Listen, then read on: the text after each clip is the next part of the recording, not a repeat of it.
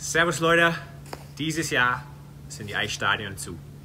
Laufschule findet nicht statt, es ist echt traurig und ich wäre noch trauriger, wenn wir viele Kinder deswegen nicht das Schlittschuhlaufen beibringen könnten, weil das Stadion zu ist. Wir haben ein bisschen Glück, das Wetter ist kalt, wird kalt bleiben, vielleicht habt ihr die Möglichkeit mit euren Kindern den ersten Schritt auf dem Weiher oder Eisfläche im Garten zu machen, haben wir vielleicht keine Coaches da. Deswegen machen wir hier auf meine kleine Eisfläche die allererste Stunde der Laufschule, die wir normalerweise in Landsberg machen, hier für euch auf dem Eis, bringen euch Schritt für Schritt das Schlittschuhlaufen bei und ihr werdet innerhalb der Stunde auf jeden Fall stehen und laufen können. Da bin ich mir sicher. Legen wir los.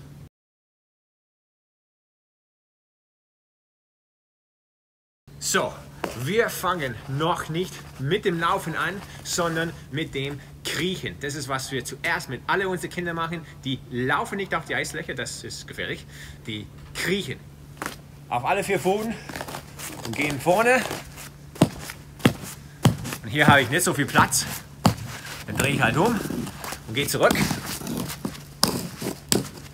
Und wir finden einen Platz. Wir finden einen Platz auf dem Eis.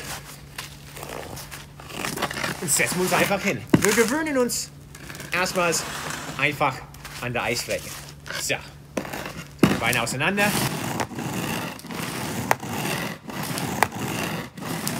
paar Mal raus und rein. Dann drehen wir uns, gehen flach auf den Bauch, schieben uns hoch, machen uns ganz groß, Pobacken anspannen, ganz groß in der Luft. Das wiederholen wir.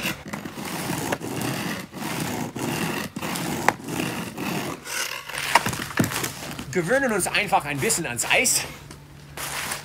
Auf den Boden.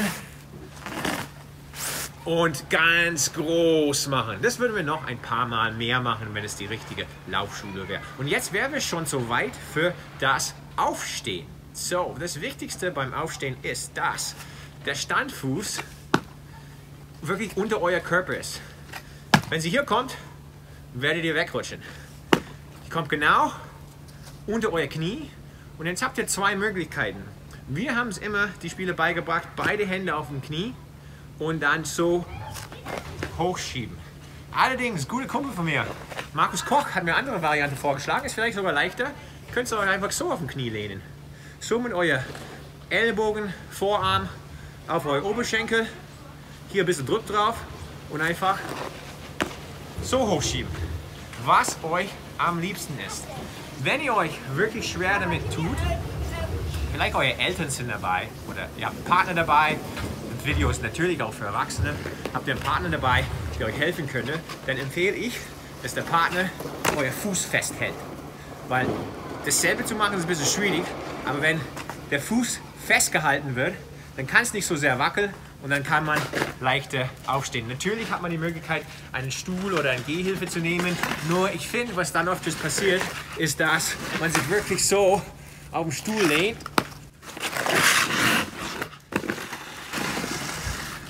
Der Stuhl rutscht ein bisschen weg. Oder das ist nicht ganz so optimal, als es wirklich alleine zu versuchen oder mit Hilfe von jemandem, der deinen Fuß hält. So, das ist das Aufstehen. Und jetzt lernen wir das Laufen, aber natürlich nicht im Freien, sondern wir nehmen unseren Stuhl. Und was wir machen, ist erstmals einfach auf die Stelle strampeln. Hoch, runter, stützt euch ruhig auf euer Stuhl ab.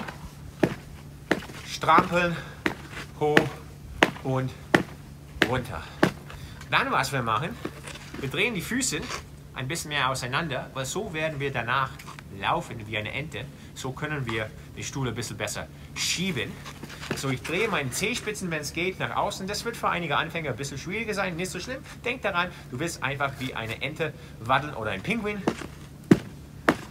Gleiche Übung, strampeln, nur meine Zehenspitzen nach außen. Letzte Übung, was wir machen im Stand, ist das Pendeln. Auf einen Fuß balancieren und dann auf das andere Fuß balancieren. Auf einem Fuß balancieren und auf das anderen Fuß. Und versucht wirklich euer Gleichgewicht kurz zu halten. Natürlich den Stuhl anfassen. Und hin und her pennen. Dann können wir natürlich, wenn wir das gemacht haben, das gleiche versuchen, aber mit einem bisschen Laufen. So viel Raum habe ich hier nicht, aber auf jeden Fall ausreichend für ein kleines Kind. Nimmt Stuhl oder irgendeine Gehhilfe, könnt ihr auch einen Eimer nehmen, der ein bisschen Gewicht drin hat, das rutscht ganz gut auf dem Eis. Und ich mache meine erste kurze Schritte auf dem Eis. Denkt dabei, die Füße sind nach außen gedreht, dann kann ich das Eis besser greifen, weil was viele machen, die versuchen Schlittschuh zu laufen, wie sie gehen würden, machen das und kommen nirgendwo hin. Also wir fallen einfach wie eine Ente mit unserem Stuhl hin und her.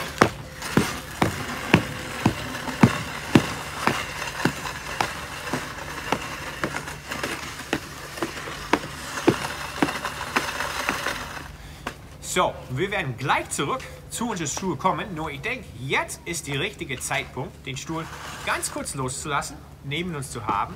Und was viele Anfänger oder viele Kinder machen, wenn die Schlittschuh laufen, die sind sehr gerade. Und wenn man gerade ist, geht das Gewicht auf die Fersen. Und das allerletzte, was wir haben wollen, ist, dass die Füße nach vorne gehen, der Kopf nach hinten. So, was wir machen, wir werden einfach versuchen, 10 Kniebeugen zu machen. 1, 2, 3. Tiefer als das müsst ihr nicht unbedingt gehen. 5, 6, 7, 8, 9. Und beim letzten setzen wir uns so tief wie es geht. Und einfach hier hocken.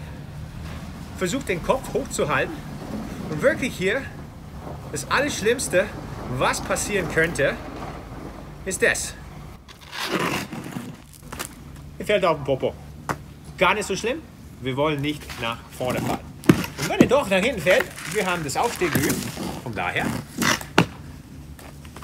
können wir locker wieder aufstehen. Ich möchte, dass die Kinder gleich vom Anfang an lernen, ein bisschen in der Hocke zu gehen und nicht so gerade zu laufen. Das ist für Neulinge schwierig, aber extrem wichtig. So, jetzt können wir ein bisschen frei laufen, wollen aber trotzdem die Unterstützung unserer Stuhl. Und was wir machen werden jetzt, ganz kleine Schritte, die Hände immer voraus. Wir werden um unsere Stuhl laufen. So, ganz kleine Schritte. Falls was ist, kann ich mich festhalten. Ganz kleine Schritte um den Stuhl.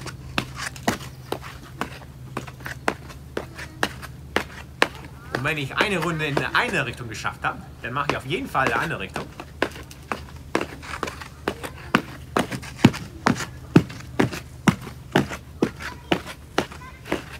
Und wenn ich das kann ich ein bisschen mit meinem Stuhl laufen und den Stuhl immer ein bisschen wegschieben, ein paar Schritte machen, wegschieben, ein paar Schritte machen. Desto mehr Selbstvertrauen ich habe, desto weiter weg ich meinen Stuhl schieben kann. Und immer kleine Schritte, Fußspitze nach außen. Ich gehe in eine andere Richtung. Richtig große Schieber. Versuche dabei in der Hocke zu bleiben und wie eine Ente zu wandeln.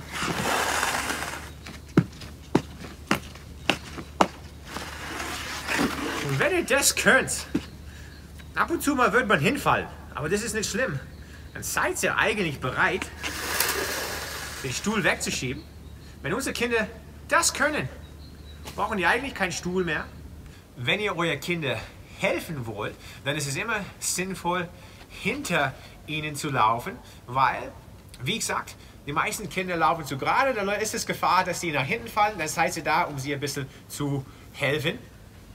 Das heißt, oft, wenn die Kinder zum ersten Mal wirklich einen Bahn frei laufen, laufe ich hinter ihnen. Aber wenn sie nach vorne fallen, passiert nichts. Nach hinten fallen wollen wir vermeiden. Und dann könnt ihr eigentlich, so wie wir vorher gemacht haben, ein bisschen wie ein Ente paddeln. Und ihr seht, dass ich schon jetzt anfange zu gleiten. Und deswegen ist es auch so wichtig, in der Hocke zu gehen, sich gleich nach vorne zu lehnen, weil die Kufe tendieren dann tatsächlich ein bisschen von alleine zu gleiten, wenn ich mich nach vorne lehne.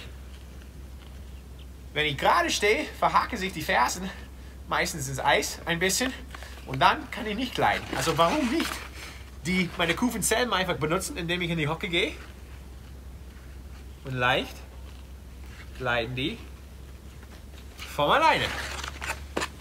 Einfach ein bisschen wackeln. Das heißt, sie ist schon am Laufen. So, und wenn die Kinder so weit sind, die letzte Übung, die wir meistens schaffen in unserer ersten Laufschulstunde, wir nehmen einen Stock und wir gehen leicht rüber.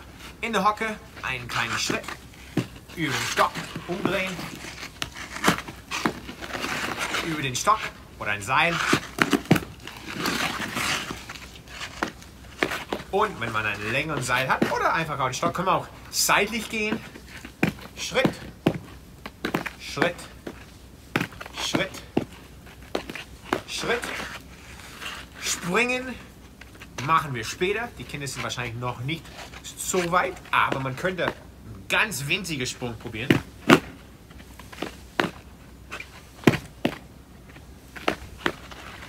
Und das war es eigentlich zu unserer ersten Laufschulstunde, die wir unsere Kinder beibringen. Ich hoffe, dass das Video euch gefallen hat. Ich hoffe, dass ihr irgendwo die Möglichkeit habt, irgendwo in diesem Winter, wo die Eisstadien zu sind, das Schlittschuhlaufen zu lernen. Falls ihr irgendwo wohnt, wo es wirklich zu warm ist, um aufs Eis zu gehen, dann könnt ihr viele von diesen Übungen auf Inliner machen oder sogar die ersten paar Übungen mit dem Stuhl im Stehen auf einer Matte mit Schlittschuhe in eurer Wohnung an. Ich hoffe einfach, dass wir dieses Jahr zumindest einige Kinder zum Schlittschuhlaufen bringen können, auch wenn die Möglichkeit haben, nicht in der Laufschule im Eisstadion zu gehen oder auch sogar einige Erwachsene. So könnt ihr es auch lernen. Viel Spaß diesen Winter. Geht's da draußen, lernt es zu laufen, es ist so eine tolle Sache. Das war unsere erste Laufschulstunde und bis zum nächsten Mal bei Marcel's Hockey School.